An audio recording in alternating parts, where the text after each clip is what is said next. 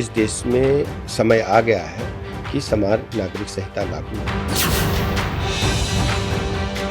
जब चुनाव आता है तो कुछ न कुछ इस तरीके के बातें लाते हैं कि देश के अंदर ये लागू होना चाहिए। यूनिफॉर्म सिविल कोड है, किस बारे में? उसके बाद बहस हो, अच्छे से जरा चर्चा हो। इसको देश में लागू करने के तौर तरीकों से सहमत नहीं।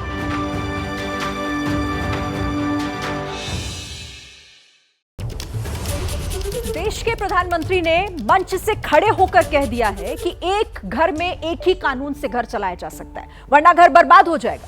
मगर ये हिंदुस्तान है जो विविधताओं से भरा हुआ है। कश्मीर से लेकर कन्याकुमारी तक, काठियावाड़ से लेकर कोहिमा तक सैकड़ों समुदाय बसे हुए हैं और सबकी अपनी अपनी भाषा, अपनी बोली, अपनी प्रथा और परंपरा है। लिहाजा यूसीसी पर रण होने से कोई नहीं रोक सकता है, लेकिन धर्म और परंपरा के नाम पर उत्पीड़न और भेदभाव भी ठीक नहीं है। आज यूनिफॉर्म सिविल कोड के पूरे समीकरण पर हम बात करेंगे, मगर शुरुआत सबसे पहले एक बड़ी खबर के साथ कर लेते हैं। और बड़ी खबर आपको मैं बता दूं, यूसीसी से जुड़ी हुई यूनिफॉर्म सिविल कोड पर यह बहुत बड़ी खबर है। सिखों के आनंद मैरिज एक्ट पर इसका असर नहीं होगा, आदिवासियों को भी रियायत दी जा सकती है। खबर के बाद अब मुस्लिम संगठन बेहद नाराज दिखाई दे रहा है। तो आनंद मैरिज एक्ट जो सिखों का एक्ट है उस पर इसका असर नहीं होगा, और साथ ही ट्राइबल्स यानी आदिवासियों को भी रियायत दी जा सकती है, क्योंकि उनकी अलग प्रथाएं होती हैं, उनकी अलग परंपराएं होती हैं। लेकिन अब इसके बाद मुस्लिम समाज सीधे सीधे ये पूछ रहा है कि फिर ये इसकी जरूरत क्या है, और इसे लेकर अब ये रण जो है वो और तेजी से आगे बढ़ता हुआ दिखाई दे रहा है। हमारे साथ कई खास मेहमान हैं, लेकिन सबसे पहले मैं अपने सहयोगी अभिषेक उपाध्याय का रुख करूंगी, क्योंकि लगातार यूसीसी को लेकर वो अपडेट दे रहे हैं, बता रहे हैं कि आखिर उससे जुड़ी हुई जानकारियां क्या है, क्या खबर है इसे लेकर अभिषेक सबसे पहले तफसील से बताइए। देखिए शिरीन, दो बातें बहुत महत्वपूर्ण है। पहली बात तो ये है कि उत्तराखंड की जो ड्राफ्ट रिपोर्ट है वो तैयार हो चुकी है, बस उसको एक फॉर्मल स्वरूप दिया जाना बाकी है। और दूसरी अहम बात ये है कि उत्तराखंड की जो ड्राफ्ट रिपोर्ट है शिरीन, वही देश के यूसीसी का टेम्पलेट बनने जा रही है, यानी कि देश का यूसीसी जो होगा वो उत्तराखंड का जो ड्राफ्ट आ रहा है ये उसी के आधार पर ही तैयार होगा। ये बड़ी खबर है। जो दो बातें आपने कही वो भी क्लियर कर दूं, आनंद मैरिज एक्ट को लेकर के लगातार सवाल भी उठाए जा रहे थे कि इसमें क्या होगा, उसके बारे में हमारे पास पक्की खबर है कि आनंद मैरिज एक्ट जो है उसमें सिर्फ शादियों के रजिस्ट्रेशन की बात होती है, उसमें ना डिवोर्स की बात है, ना उसमें सक्सेशन की बात है, ना उसमें इनहेरिटेंस की बात है। ये सारी चीजें आज भी जो हिंदू मैरिज एक्ट है उसके तहत ही गवर्न होती हैं, सिखों में, बुद्धों में, बुद्धिस्ट में और जैनों में। तो इसलिए कहीं से भी इस पर असर नहीं पड़ने जा रहा है, ये भी एकदम क्लियर है। ट्राइबल्स की आपने जो बात कही, हमारी जानकारी कहती है कि ट्राइबल्स को भी रियायत दी जाएगी, और वो इसलिए दी जाएगी क्योंकि नॉर्थ ईस्ट जो ट्राइबल्स हैं उनकी अपनी परंपराएं हैं, राजस्थान के उनकी अपनी परंपराएं हैं, गुजरात के जो डांग में उनकी अपनी परंपराएं हैं, इतना उत्तराखंड में भी ट्राइबल्स हैं। तो इनके लिए एक अलग से इनको छूट दी जाएगी ताकि वो समय के साथ इसको अडेप्ट कर सकें। श्री ठीक है अभिषेक, और यही सवाल खड़े कर रहा है जो आप कह रहे हैं ना कि आनंद मैरिज एक्ट को इससे अलग रखा जा रहा है, और जो ट्राइबल्स हैं क्योंकि उनकी अपनी अपनी अलग परंपराएं होती हैं तो उन्हें भी अलग रखा जा रहा है, और इसीलिए सवाल उठ रहा है फिर यूसीसी किसके लिए। लेकिन यूनिफॉर्म सिविल कोड को लेकर एक देखिए देश भर में बहस तो छिड़ी हुई है, लेकिन ये समान कानून क्यों जरूरी है ये भी एक सवाल है। सिख धर्म सबसे पहले आपको बताते हैं, देखिए शादी होती है आनंद मैरिज एक्ट जिस पर असर कहा जा रहा है कि नहीं पड़ेगा। तलाक हिंदू मैरिज एक्ट के मुताबिक ही होता है, बंटवारा पर्सनल लॉ के आधार पर होता है। तो ये सिख समुदाय से जुड़ी हुई महत्वपूर्ण चीजें हैं। अब आदिवासी का रुख कर लेते हैं। शादी तीन अलग अलग तरीके से शादी होती है इनमें। तलाक का जो है वो ना के बराबर, विधवा विवाह यहां पर आमतौर पर होता है, और बंटवारा शादी के बाद बेटी को हक नहीं दिया जाता। ये आदिवासियों की परंपराओं का हिस्सा है। तो सिख समुदाय है और आदिवासी है, लेकिन सिख समुदाय का यह भी कहना है कि आनंद मैरिज एक्ट पर इसका असर पड़ेगा, भले ये कहा जा रहा हो कि इस पर कोई असर नहीं पड़ेगा। तो अपने अलग अलग कानून है और इसे लेकर यह कहा जा रहा है कि इसे असर पड़ेगा। अब देखिए यूसीसी के खिलाफ दलील क्या दी जा रही है, आपको समझाते हैं। यहां पर धार्मिक और सांस्कृतिक विविधता को खत्म कर देगा यह कानून, यानी कि यूनिफॉर्म सिविल कोड। यह कहा जा रहा है कि जो धार्मिक स्वतंत्रता का अधिकार है वो भी खत्म हो जाएगा इसके आने के बाद। यह दलील दी जा रही है। बहुसंख्यकवाद हावी होने लगेगा अल्पसंख्यकों पर, बहुसंख्यकवाद हावी हो जाएगा। सामाजिक सुधार के नाम पर अल्पसंख्यक पर कानून थोपे जाएंगे, और ऐसा आरोप भी लगाया जा रहा है। और इसके विरोध में ये दलीलें दी जा रही हैं कि अगर यूसीसी आ जाता है तो ये बातें साफ हो जाएंगी। आदिवासियों की कल्चरल आइडेंटिटी जो है वो खत्म हो जाएगी, वो खतरे में पड़ जाएगी, क्योंकि उनकी एक अलग आइडेंटिटी होती है और इसीलिए आदिवासी समाज शुरू से ही इसका लगातार विरोध कर रहे हैं। अब आइए मेहमानों का रुख कर लेते हैं और सबसे पहले शिवम आपसे शुरुआत करूंगी। यूसीसी का मतलब फिर क्या रह जाएगा? ट्राइबल्स को आपने अलग कर दिया, अब ये आनंद मैरिज एक्ट भी इससे अलग है, तो सवाल तो पूछेंगे ना आपसे कि फिर ये किसके लिए? ये देश के लिए है, ये देश के बेटियों के लिए है, ये समाज की सभी बेटियों के लिए है। और मुझे लगता है कि जहाँ पर प्रथाओं की बात है, प्रथा और कुप्रथा में फ़र्क है। अगर कहीं पर भी कोई कुप्रथा है, कहीं पर भी कोई दिक्कत है, उसके निवारण के लिए ये एक्ट है और ये देश के लिए है। इसमें क्या परेशानी है? मुझे तो नहीं लगता इसमें कोई भी जाति धर्म या किसी को भी कोई असर पड़ना है। हाँ, जहाँ तक बात ट्राइबल्स की है, उनकी जो अपने अपने रीति रिवाज हैं, अपनी अपनी जो प्रथाएं हैं, उसके तहत वो चीज़ें करेंगी। और मुझे तो लगता है भी सबसे इंपॉर्टेंट चीज़ ये होगी कि पहले ड्राफ्ट देख लिया जाए, वो बहुत ज़्यादा महत्वपूर्ण होगा। क्योंकि ये जो आप बता रहे हैं, ये आपके सूत्रों से आपको पता चला है। मैं ऐसा मानता हूं कि परोक्ष रूप से सभी के लिए एक जो एक्सक्लूसिव चीज आएगी, जिसको देखकर हम ज्यादा बेहतर बता पाएंगे, ज्यादा बेहतर उस पर डिस्कशन कर पाएंगे। बट सो फार जहां तक बात एक्ट की है, मेरा ऐसा मानना है यूसीसी सबके लिए बराबरी की बात। लेकिन एक देश एक कानून की जो बात प्रधानमंत्री करते हैं ना, तो फिर ये जो अलग से चीजें आ जाती हैं, वो इस पर कहीं ना कहीं संशय डालती हैं। दुष्यंत जी, आप क्या कहेंगे इस पर? नहीं, देखिए, हमारे देश में 20 करोड़ के आसपास आदिवासी हैं। हाँ। उनके अलग कानून है, वन संपदा पर उनका अधिकार है। उसके अलावा दलित हैं, SC ST एक्ट है, उनके ऊपर एट्रोसिटी ना हो, महिलाओं की सुरक्षा के अलग से कानून है।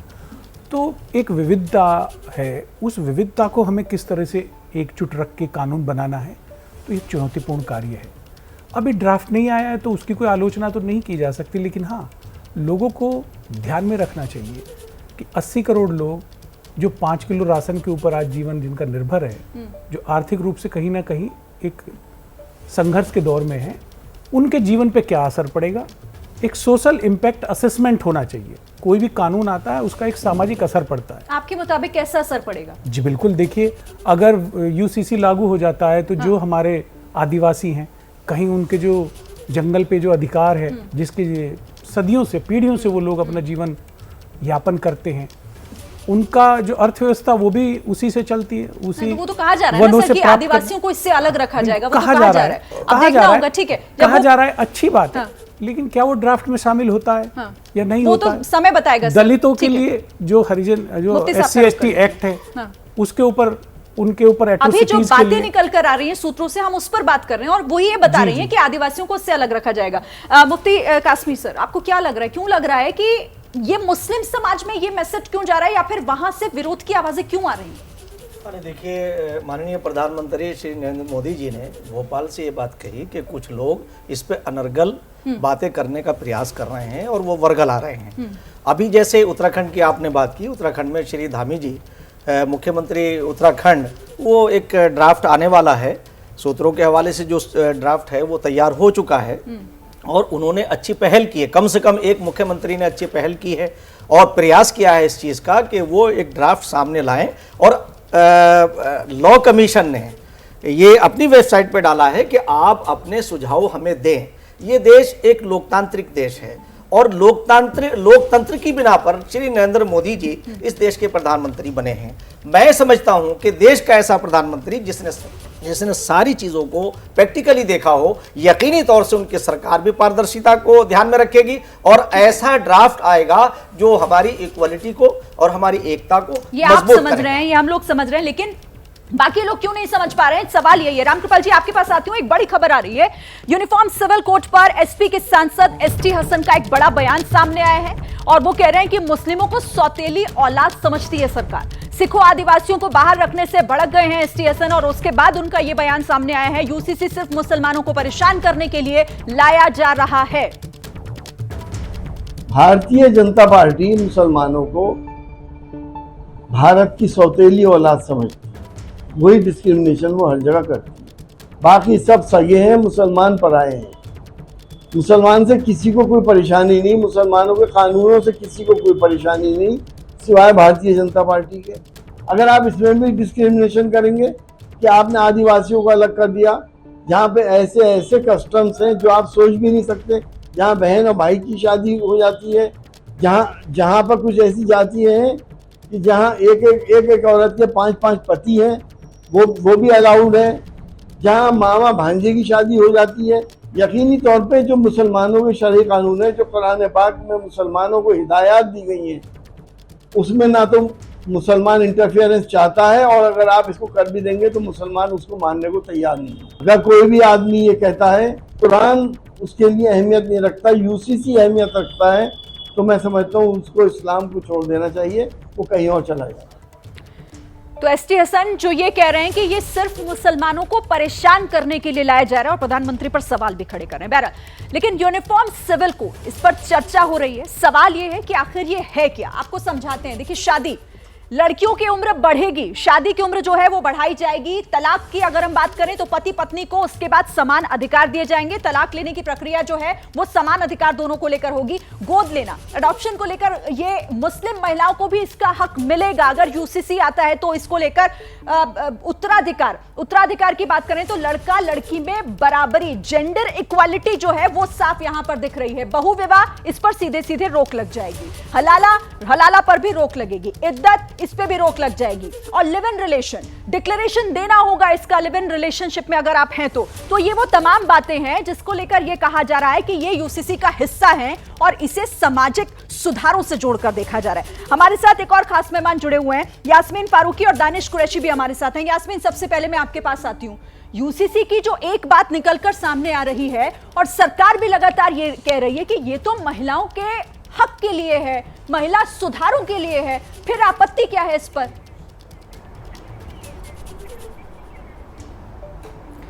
मैं आपसे एक सवाल करना चाहती हूँ, क्या सिख महिलाएं नहीं है, उनको नहीं सुधारना चाहिए?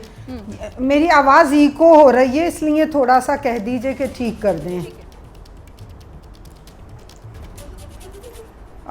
सबसे पहली बात तो ये, क्या आदिवासी महिलाएं नहीं है, उनका भला नहीं होना चाहिए? क्या सिख महिलाएं नहीं हैं, उनका भला नहीं होना चाहिए? क्या उनके यहाँ बाल विवाह नहीं होते? क्या उनके यहाँ एक औरत के 5 पति नहीं होते, या एक आदमी के 5 महिलाएं पत्नियां नहीं होती? तो फिर वहीं पे तो वो सवाल आएगा कि सिर्फ मुस्लिम महिलाओं से ही आपको हमदर्दी और प्यार है। और अगर इतना प्यार और वो, अच्छा फिर एक आप बताइए, आप रिजर्वेशन का क्या करेंगे? इस बात से कि उन्हें अलग क्यों रखा जा रहा है, इसमें ये कुरीतियां हैं या नहीं है? नहीं, बिल्कुल भी कुरीतियां नहीं है। अब मैं आपको, अगर आप डिटेल में जाओगे, आप बात करते हो इद्दत की। इद्दत का एक सीधा सा प्रोसीजर है, या तो लोगों को समझ में नहीं आता कि जब किसी औरत को तलाक होती है या उसका हस्बैंड मर जाता है तो 3 महीने की इद्दत इसलिए है कि अगर वो प्रेग्नेंट है तो वो पता चल जाए, क्योंकि इस्लाम में दूसरी शादी करने का बहुत जल्दी हुक्म है कि जल्द से जल्द उसकी विधवा की या तलाकशुदा की शादी करो। अब अगर जब इद्दत 3 महीने आप नहीं दोगे उसे, तो कैसे पता चलेगा कि किसका बच्चा था? वो अगर 1 महीने के अंदर दूसरे हस्बैंड से बच्चा हो जाता है तो ये एक लॉजिकल मैटर है और तो कोई बड़ी बात नहीं है। ठीक है, चलिए मैं ये मान लेती हूँ। बहुत बहुविवाह पर आप कुछ कहेंगी? बहुविवाह को लेकर मैंने और आपने भी देखा होगा, भले आज आप उसको एक्सेप्ट ना करें, कि इस प्रथा की वजह से महिलाएं सबसे ज्यादा परेशान होती हैं। नहीं करूंगी, कोई बहुविवाह नहीं कर रहा आजकल। एक तो पाली नहीं जाती, मेरी बेटा एक बच्चों को, तो हटा देने में क्या दिक्कत है? अगर नहीं कर रहा है तो हटा दीजिए ना, इसकी जरूरत ही नहीं होनी चाहिए। दिक्कत मैं इसमें मजबूरियों के तहत है कि अगर कोई औरत बीमार है तो उसको छोड़ के खड़े हो जाओ और उसको लावारिस कर दो, उससे बेहतर है। इसमें बहुत सारे प्रोसीजर्स हैं जी, लेकिन यही तो दिक्कत है ना। आप कह रही हैं कि मजबूरी, लेकिन लोग उस मजबूरी का फायदा उठाते हैं। आप माने ना माने, ये चीजें होती हैं, आप उनको क्यों नहीं खत्म करना चाहती? सवाल यहाँ पर ये। ठीक है, आप रहिए मेरे साथ, आप रहिए। दानिश कुरैशी भी मेरे साथ हैं। दानिश, अगर सामाजिक सुधार हो रहे हैं तो इसकी मुखालफत नहीं होनी चाहिए, क्यों हो रही है? देखिए, वेलकम होनी चाहिए, उसमें कोई दो राय नहीं है। लेकिन मैं आपको एक बात कहूं, जिस तरीके से पूरे देश में सर पे उठा रखा है भारतीय जनता पार्टी ने और यूसीसी के नाम पर, देखिए अभी तो ड्राफ्ट भी नहीं आया, कुछ भी नहीं आया, और उसके लिए जो जिस तरीके का वातावरण बनाया जा रहा है, मुझे लग रहा है कि कहीं ना कहीं एक प्रकार का प्रेशर बनाने की जो पूरी कोशिश है कि भाई ये मोदी जी का सपना है। अरे भाई, ये राजनीतिक आपका जो पूरा, अरे तो जो सरकार में होगा वही तो लेकर आएगा ना। सरकार में कौन है? मैं बताओ, आईपीसी और सीआरपीसी हमारे यहाँ कानून में है या नहीं है, ये बताइए। क्या कह रहे हैं आप? ये कह रहा हूँ कि हमारे आईपीसी और था आईपीसी और सीआर नहीं, वो बात सही है आपकी, लेकिन अगर कानून सुनिए, मैं आगे सुनिए, कैसे होगा ये आप भी जानते हैं, मैं भी जानती हूँ। ठीक है, आप जल्दी से पूरी बात कीजिए, फिर एक बड़ी खबर बताऊंगी दर्शकों को। जल्दी। हमारे यहाँ हरियाणा के ये एक गुंडा राजस्थान की पुलिस को क्या कर रहा था, आज तक उससे गिरफ्तारी हुई नहीं, उससे आपकी आवाज सही से आ नहीं है दानिश, आवाज क्लियर नहीं है, बात समझ नहीं आ रही मुझे। फिर आप कहेंगे मैं आपकी बात सुन नहीं पाई। फिर से आपके पास आती हूँ, एक बड़ी खबर अपने दर्शकों को दे दें। यूसीसी के लिए पूरी तरह से तैयार हो गया है उत्तराखंड। प्रधानमंत्री और गृह मंत्री से मिले हैं मुख्यमंत्री पुष्कर सिंह धामी और ड्राफ्ट पर काम जारी है। उसके बाद उन्होंने ये बोला है। धार्मिक संगठन से भी हो रही है बात। धामी ने आगे ये भी कहा कि प्रधानमंत्री को इसकी पूरी जानकारी दी गई है। प्रधानमंत्री ये चाहते हैं कि यूनिफॉर्म सिविल कोड देश में लागू किया जाए। अभी तो चूंकि यूसीसी कमेटी का ड्राफ्ट कंप्लीट रूप से हमें नहीं मिला है और उनका ड्राफ्ट जब मिलेगा तो उस पर तभी कुछ कह पाना संभव होगा। क्या जानकारी कब तक संभव है और कब तक उत्तराखंड में लागू हो सकता है? क्योंकि अब हम बहुत देर भी नहीं करेंगे और जल्दबाजी में जो है ऐसा काम भी नहीं होगा कि जो है कि कोई ऊपर का नीचे हो जाए, इसलिए बहुत सोच समझकर उस पर काम होगा। कब तक माना जाए, कब तक कि अगले नेक्स्ट सेशन में या कुछ मिड सेशन में? आप जल्दी मानिए कि जल्दी थोड़ा इंतजार कर। तो पुष्कर सिंह धामी जिन्होंने बातचीत की, मुलाकात की और उन्होंने ये बताया कि पूरी तरीके से उत्तराखंड तैयार है और प्रधानमंत्री ये चाहते हैं कि देश भर में इसे लागू किया जाए। बहरहाल अब आपको बताते हैं यूनिफॉर्म सिविल कोड को लेकर 200 घंटे में क्या कुछ हुआ है। बीते 200 घंटे का ये अपडेट आपके सामने। 27 जून 2023 की ये तारीख, भोपाल में प्रधानमंत्री ने एक घर में 2 कानून को गलत बताया। उन्होंने भोपाल से ये बड़ी बात इसे लेकर कही थी। 27 जून 2023 कानून मंत्री ने गृह मंत्री से इसे लेकर मुलाकात भी की। वहां से ये एक्शन शुरू हो गया, हलचल जो है वो तेज होती चली गई। 3 घंटे तक मुस्लिम पर्सनल लॉ बैठक बोर्ड की मीटिंग भी हुई है। मुस्लिम पर्सनल लॉ बोर्ड ने भी उस दिन मीटिंग की। फिर 28 जून अगले दिन यूसीसी पर सरकार के साथ आम आदमी पार्टी और जेडीयू साथ आई। शिवसेना के दोनों गुट सरकार के साथ यहां पर दिखाई दे रहे हैं। और 1 जुलाई की वो तारीख जब OP Rajbhar uniform civil code पर समर्थन को तैयार हो गए, उन्होंने भी साफ कर दिया। 2 जुलाई में मायावती ने यूसीसी पर समर्थन का ऐलान कर दिया। पॉलिटिकल पार्टीज इसके साथ खड़ी हुई दिखाई दे रही हैं। कानून मंत्रालय के संसदीय समिति की बैठक 3 जुलाई को इसे लेकर हुई और इसके बाद यहां पर राज्यसभा सांसद सुशील मोदी की अध्यक्षता में बैठक 3 जुलाई को ही हुई। तो बहुत तेजी से अब इसमें मीटिंग्स हो रही हैं। उत्तराखंड के मुख्यमंत्री पुष्कर सिंह धामी अमित शाह से मुलाकात करने के लिए पहुंचे। वो प्रधानमंत्री से भी मिले और उन्होंने इसकी पूरी जानकारी दी और उसके बाद ये बयान आपने सुना जिसमें वो ये कह रहे थे कि उत्तराखंड पूरी तरीके से तैयार है और प्रधानमंत्री भी इसके बारे में सब कुछ जानते हैं। उत्तराखंड में ड्राफ्ट को लेकर फाइनल चर्चा है ये जो फाइनल चर्चा हुई है। यूनिफॉर्म सिविल कोड को लेकर लगातार देश भर में संग्राम मचा हुआ है। अलग अलग जिस तरीके से रिएक्शन सामने आ रहे हैं, इस पर संजय राउत का भी बयान, शिवसेना उद्धव गुट के सांसद संजय राउत का बयान सामने आया है और कह रहे हैं कि ये बीजेपी का चुनावी शिगुफा है। देश में हर धर्म के लोगों का कानून अलग, जब ड्राफ्ट आएगा तब इस पर चर्चा होगी। संजय राउत का ये महत्वपूर्ण बयान यूसीसी यूनिफॉर्म सिविल कोड को लेकर, और वो इसे बीजेपी के चुनावी शिगुफे से जोड़कर देख रहे हैं। अब ये नया शगुफा छोड़ा है यूसीसी का। मुझे लगता है किसी भी देश में सबके लिए कानून बराबर और एक होना चाहिए, लेकिन हमारे देश में सभी धर्मों का एक एक पर्सनल लॉ है। हिंदू मैरिज एक्ट है, शरिया है, पारसी है, सिख है, आनंद विवाह कायदा है। तो सभी के ऊपर चर्चा होगी। सिर्फ ये हिंदू मुसलमानों का मुद्दा नहीं है, ये पूरे देश के लिए कानून बनने जा रहा है, किसी धर्म के लिए कानून नहीं बनेगा। और उस बारे में जब ड्राफ्ट आएगा तो पता चलेगा।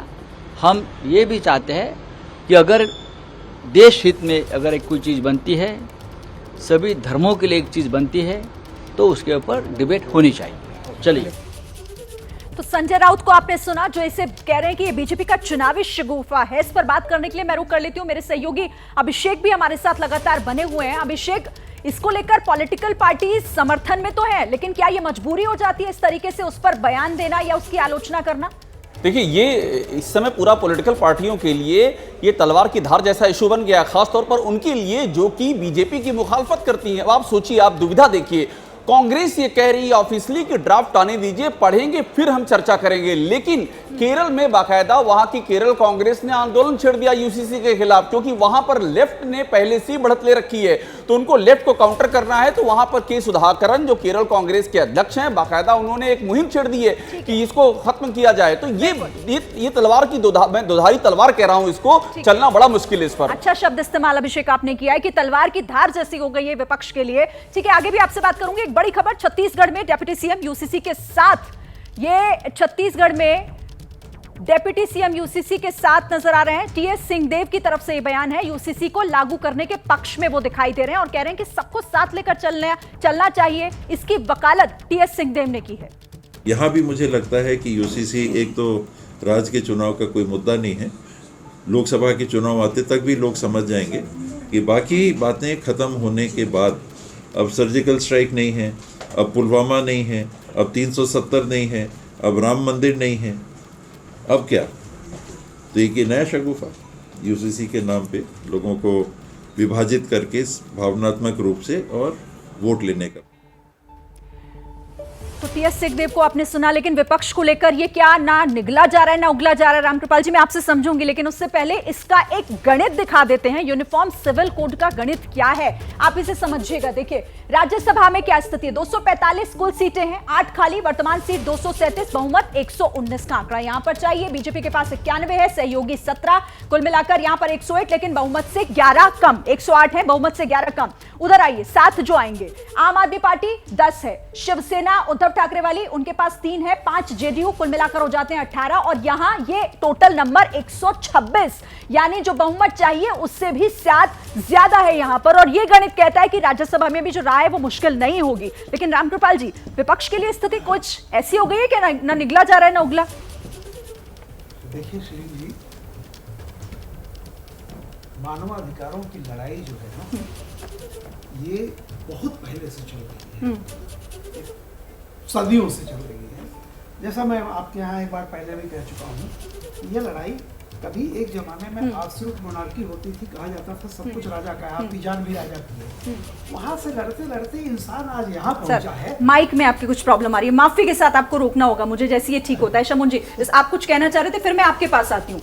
हाँ, मैं ये कहना चाह रहा था कि अभी उत्तराखंड के मुख्यमंत्री श्री पुष्कर सिंह धामी जी, उन्होंने अभी बहुत स्पष्ट कहा, ये कहा कि हमने एक ऐसा ड्राफ्ट तैयार किया है और सबसे बात करके किया है और देवभूमि की यही एक पहचान है। आप मुस्लिम समाज को समझाइए ना कि ये क्यों उसके हित में। मैं वही कह रहा हूँ, अभी मुस्लिम समाज की एक विद्वान महिला बात कर रही थी कि साहब मुसलमानों में जल्दी से शादी करने की बात की जाती है, तलाक के बाद इद्दत का समय नहीं दिया जा रहा है। मैं अपनी बहन से पूछना चाहता हूँ कि क्या आपको इद्दत के लिए ये कहा कि उसमें एक मिनट पूरी बात तो कर लीजिए, पहले पूरी बात। तो मेरा ये कहना है कि जो ड्राफ्ट बन रहा है, अभी धामी जी ने एक बड़ी प्यारी बात कही है कि हमने कोई जल्दी में कोई काम नहीं किया है, हम उसे बहुत अच्छी तरह से, क्योंकि जो सारे देश में एक मॉडल बनेगा, तो उसमें क्या परेशानी। मैं एक ही चीज सिर्फ कहना चाहता हूं कि जहां तक ड्राफ्ट आने की बात है, सबसे पहले ड्राफ्ट आने दिया जाना चाहिए। और अगर इस कदम का स्वागत सभी कर रहे हैं, संजय राउत की अगर मैं बात करूं, कांग्रेस की अगर मैं बात करूं, सब मजबूरी है सबकी, कोई डिनाई करने को भी तैयार नहीं है, लेकिन स्टैंड भी क्लियर नहीं कर रहे हैं कि आना चाहिए कि नहीं आना चाहिए। आना तो चाहिए, लेकिन नियत का नहीं पता, होना तो चाहिए लेकिन ये हो जाएगा, बन जाएगा तो अच्छा रहेगा, लेकिन बीजेपी नहीं चाहती। मुझे लगता है भारतीय जनता पार्टी चाहती है, इस देश के प्रधानमंत्री चाहते हैं, तभी उन्होंने इस बात को कहा है, तभी ये चर्चा का विषय है, तभी यहां पर न्यूज चैनल्स में चर्चा हो रही है। बेहतर है अगर आपके पास कोई कंस्ट्रक्टिव सुझाव है तो आप उसको जैसा सभी लोगों ने कहा है और सभी राजनीतिक दलों ने भी कहा है, ड्राफ्ट आने दीजिए, उसमें बिंदुवार समीक्षा होगी। ठीक है, देश के दलित, पिछड़े, वंचित आदिवासियों के हितों को अगर सुरक्षित रखा जाता है तो क्या दिक्कत है। स्वागत होगा। मैं यास्मीन फारूकी का यहाँ पर एक बार फिर रुक करती हूँ। यास्मीन जी, आपने मुफ्ती साहब को सुना होगा, वो क्या कह रहे हैं? वो कह रहे हैं कि दरअसल ये सब कुछ समझ का फेर है और जब दिन आपको समझ आ जाएगा ये अच्छा लगने लगेगा। ये उनकी समझ है, अगर उनको इस तरह की बात समझ में आ रही है तो वो जाने, वो मेरे दिमाग को पे तो कंट्रोल कर नहीं सकते। मेरे ये बात समझ में ही नहीं आ रही है कि जब या एक का चीज़ का मकसद ये है, जब हमारे प्रधानमंत्री ने ये कहा है एक घर और एक कानून, तो फिर 10 बातें, मेरे बात ही समझ में नहीं आ रही है चाहते क्या है। तो फिर बात वही है ना कि गैस लाइट तो सिर्फ मुसलमानों को करना है, टारगेट तो मुसलमानों को करना है अगर ये आपको। सबके लिए ये हो तो जाता वही वाली तो बात हो आपको गई कि आपत्ति हमने नहीं तो होती। आपको मान लीजिए कि परेशान मतलब जो अभी कहा जा रहा है कि रखा जा रहा है बाहर आनंद मैरिज एक्ट को, तो फिर आपकी आपत्ति खत्म हो जाएगी क्या? नहीं, मेरी आपत्ति अपनी जगह रहेगी, क्योंकि मेरे एक्ट जो हैं वो किसी कोई प्रॉब्लम ही नहीं है उसमें। जो ये आपत्तियां भले ही सामने आ रही हो, लेकिन आंकड़े तो ये बता रहे हैं कि कोई मुश्किल नहीं आएगी इस कानून को पास होने में, इस कानून को बनने में। देखिए, लोकतंत्र में मेरा तो कहना यह है कि दरअसल सरकार अगर ये समझ के बात कर रही है कि इस कानून बनने में या पारित करने में कोई आपत्ति नहीं आएगी, दरअसल ये पूरा मसला अवाम का मसला है। इन चीजों को समझने की जरूरत है। और जब तक बात है अवाम की, अगर आपके पास सत्ता है और आप अवाम से कुछ ओवर रूल करके बिल्कुल विपरीत करते जाके करना चाहते हैं, तो ठीक है, तो फिर लोग उनको सिखाएंगे, अवाम दिखाएगी जो भी तरीका होता है बात मुझे बताइए ना जो आपको विपरीत दिखाई दे रही है।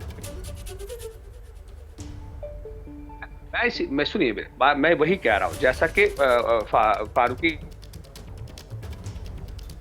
चलिए, संपर्क हमारा नहीं हो पा रहा है, आवाज भी चली गई है, लेकिन यहाँ पर ये समझना बेहद जरूरी होगा। और रामकृपाल जी, आप अपनी बात भी पूरी कर लीजिएगा और जल्दी से। हाँ, मैं वही विपक्ष को लेकर सवाल आपसे पूछ रही हूं, क्योंकि आंकड़े तो कह रहे हैं कि होगा ये। देखिए, 100% होगा और इसमें कोई राजनीति की बात नहीं है। एक बात समझ लीजिए आप, महिला और पुरुष का अधिकार, अगर 21वीं सदी में भी हम ये कहें कि क्या ये हो पाएगा कि नहीं हो पाएगा, इसे करना ही पड़ेगा। अगर कोई भी सत्ता जिंदा रहना चाहती है या सत्ता आगे होगी तो ये आएगा ही। देखिए, ये जो यूसीसी है ना, ऐसा लग रहा है जैसे कोई हुआ है। मैं सीधी एक बात कहता हूँ कि भाई ये बताओ, लड़का लड़की का संपत्ति में अधिकार बराबर क्यों नहीं हो? जो भी ताकतें गैर बराबरी की हिमायती होंगी वे खत्म हो जाएंगी, सरवाइव नहीं कर सकती, चाहे कोई पॉलिटिकल पार्टी हो, चाहे कोई भी हो।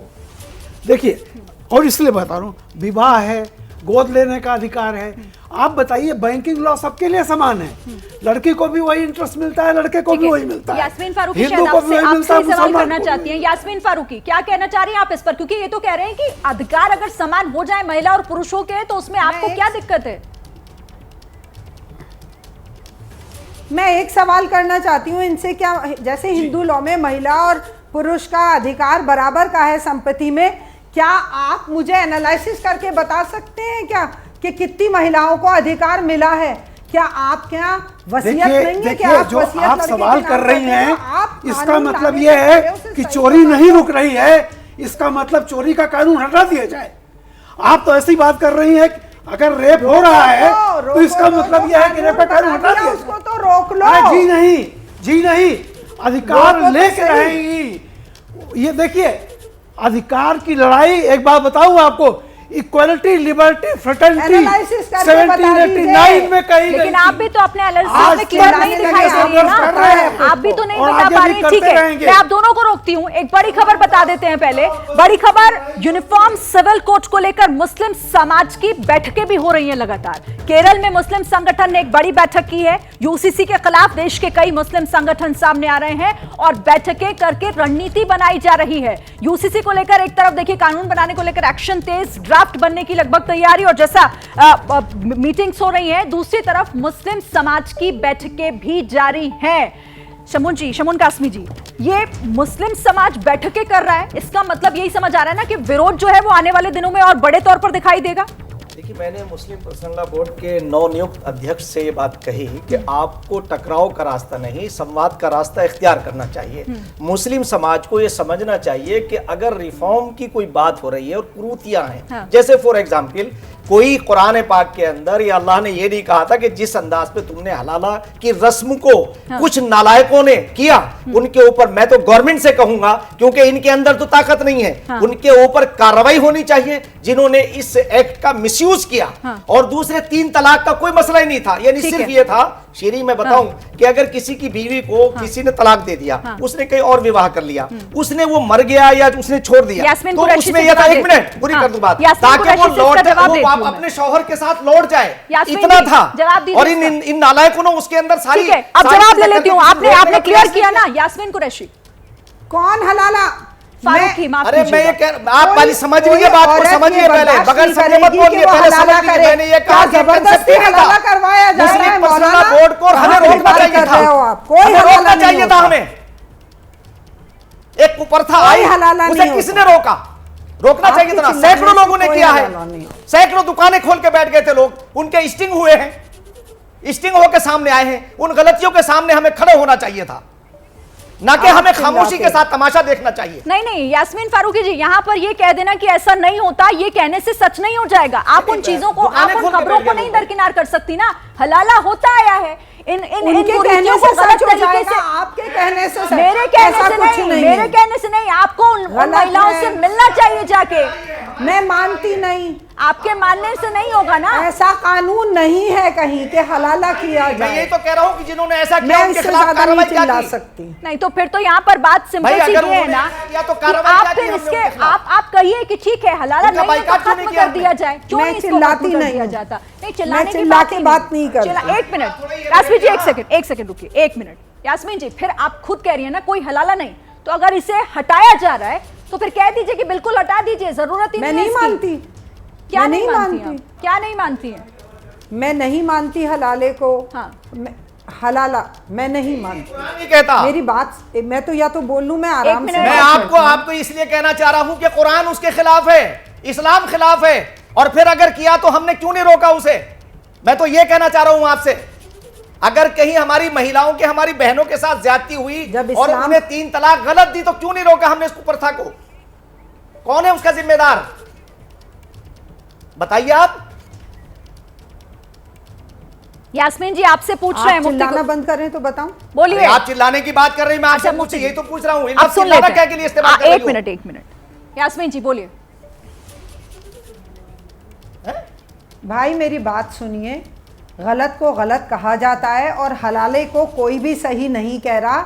कौन हलाला कर रहा है? वो औरत क्यों इजाजत दे रही है कि उसके साथ इतनी बड़ी ज्यादती की जाए? क्योंकि ऐसा बनाया हुआ है, जो चीज कानून में नहीं है, फैलाया गया है, ऐसा वो औरत वहां मजबूर हो जाती है। आप शायद इतनी सशक्त नहीं मानते, वो महिला इतनी सशक्त नहीं है क्योंकि उनको वहां पर उतनी इजाजत नहीं दी गई। आपके कहने से नहीं हो जाता क्योंकि ऐसा हुआ है, और इसीलिए समाज में मार के इसीलिए समाज में जरूरत है। क्यों जरूरत है आपके शब्दों से खुद ही पता चल रहा है। बहरहाल चलिए, हमारे साथ आप सभी खास मेहमान जुड़े, बहुत बहुत धन्यवाद सभी का इस चर्चा में शामिल होने के लिए।